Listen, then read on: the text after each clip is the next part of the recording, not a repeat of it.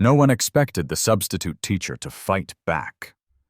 Until the quiet black woman they all underestimated turned the entire school upside down with one swift kick. On a stormy Monday morning, Miss Danielle Carter, a 28-year-old black woman with a calm presence and eyes that had seen more than she ever spoke, walked into Ridge Hill High for her first day as a substitute.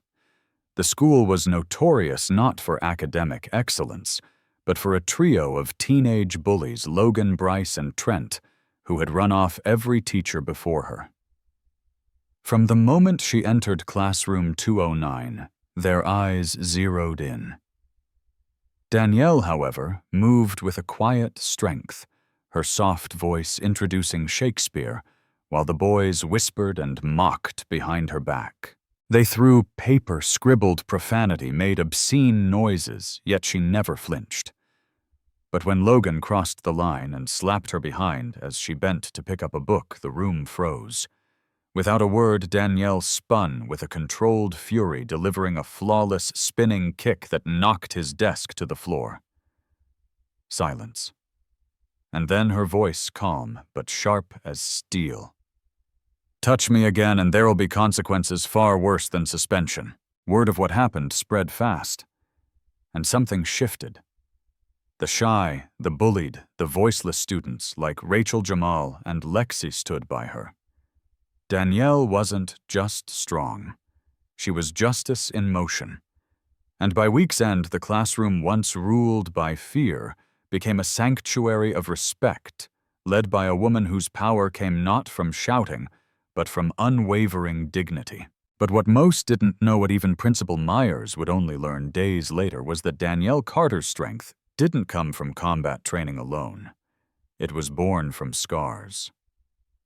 2 years earlier, she had been bullied mercilessly at another school where a fellow teacher told her to stay quiet and not cause trouble. Back then, Danielle had swallowed her pain and walked away, but not anymore. After the classroom incident, the school was divided.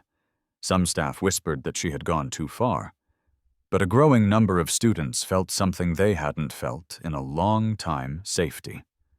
It started with Rachel, a shy girl often mocked for her weight, who thanked Danielle after class. Then Jamal, who stuttered and rarely spoke, left a note on her desk. "You made me feel strong." Even Lexi, once part of the popular clique, admitted she was tired of pretending and joined Danielle's new after-school club Stand Strong. In that room after the bell rang, students weren't learning algebra or history. They were learning something more vital: how to protect themselves, how to stand tall, how to face cruelty without becoming cruel. Danielle taught self-defense. Yes, but more importantly, she taught resilience. Calm, steady, unshakable. The administration expected backlash from the bullies' parents, and they got it. Logan's mother filed a complaint. But before the district could act, a dozen students came forward in Danielle's defense, each with a story of how she changed their lives in just a matter of days. Their testimonies weren't rehearsed. They were raw, real, and deeply moving. And so, against all odds, Danielle wasn't reprimanded. She was offered a full-time teaching position. Her quiet fire had become a beacon. Ridge Hill High would never be the same. And for the first time, room 209 became more than just a classroom. It became a refuge. A place where respect wasn't demanded, it was inspired. Danielle's club Stand Strong quickly became the heart of Ridge Hill High. Students who had once kept their heads down now walked a little taller. Former outcasts found a place to belong, not just to survive school, but to transform within it. Every afternoon, the sound of laughter, focused breaths, and the shuffle of sneakers echoed from the old gym. There, Danielle didn't just teach them how to block a hit. She showed them how to block out shame, fear, and the echo of cruel words. But what truly set her apart was her belief in redemption. She didn't just want to punish bullies, she wanted to change them. That's why instead of pushing for expulsion, Danielle insisted that Logan, Bryce, and Trent be placed in mandatory counseling sessions. At first they scoffed and resisted. But week after week, something began to shift. It started with Trent. One afternoon, during a Stand Strong session, he stayed behind and muttered an apology, not just to Danielle, but to Rachel, whose books he used to knock over. Then Bryce, once the loudest in mocking Jamal, asked Danielle for help with his writing project. Slowly defenses fell, and finally the most unexpected moment came.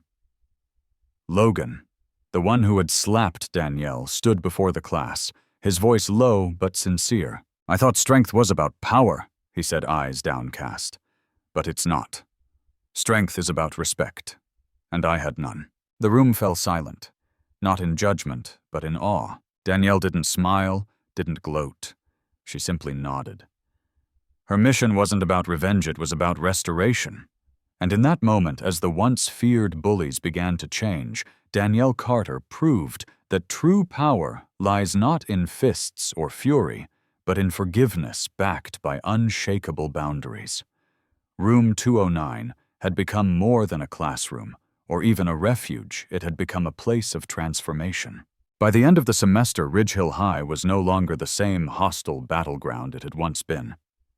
Word of Miss Danielle Carter's impact had traveled far beyond the classroom.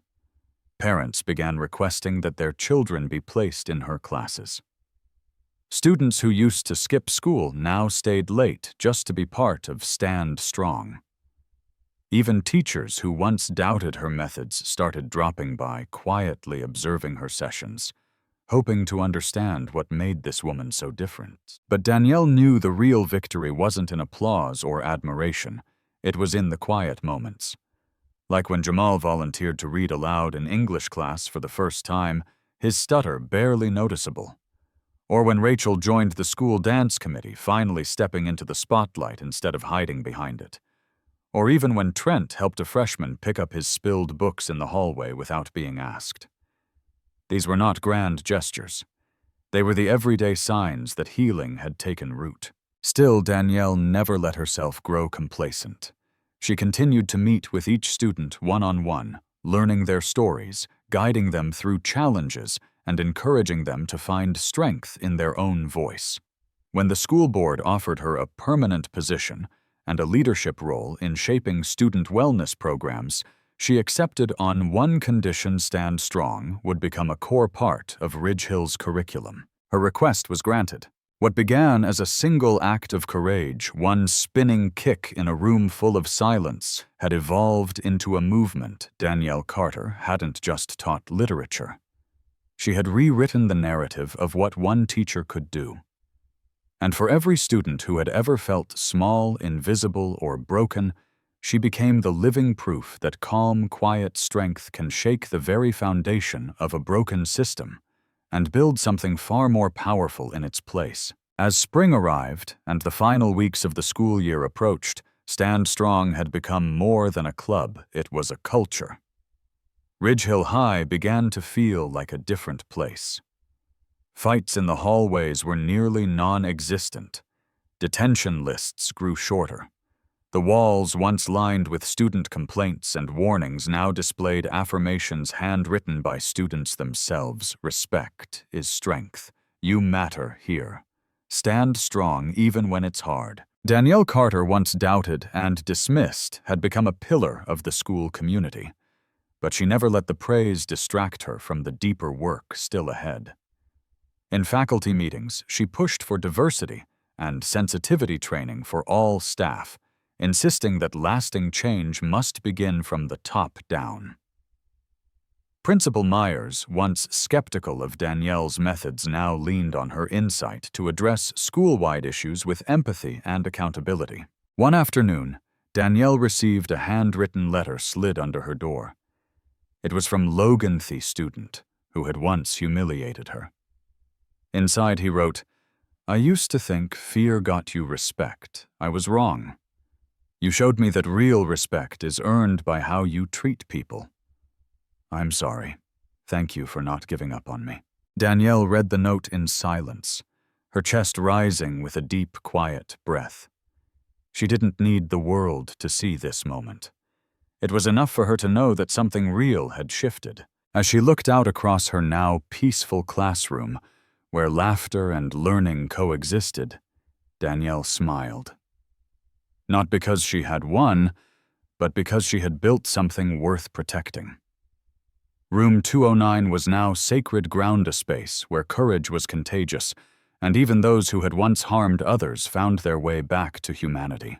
But as the final bell of the school year echoed through the halls of Ridge Hill High, Danielle Carter remained in room 209 a few minutes longer, silently packing up papers and wiping the board clean. Outside the window, students laughed and posed for end-of-year photos, but inside, Danielle stood in a moment of quiet reflection. She had started this journey with nothing but a soft voice and a spine of steel. What she built, respect, redemption, and real change, was more than any lesson plan could offer. And as she glanced at the corner of her desk, she spotted a small box tied with blue ribbon. Inside, she found notes from her students, each one thanking her for helping them find their strength, their voice, their worth. Some were from kids she never imagined she had reached, including one from Bryce, who wrote, "You didn't just teach us to stand strong. You reminded us that even people who fall can rise again." Danielle closed her eyes and let a single tear fall. Not from sadness, but from a quiet, powerful pride. Sometimes the strongest voice in the room isn't the loudest one. It's the one that stays calm, steady, and refuses to back down when it matters most. Respect doesn't come from fear or force. It comes from courage, boundaries, and compassion. If this story moved, you drop a comment below and share what strength means to you.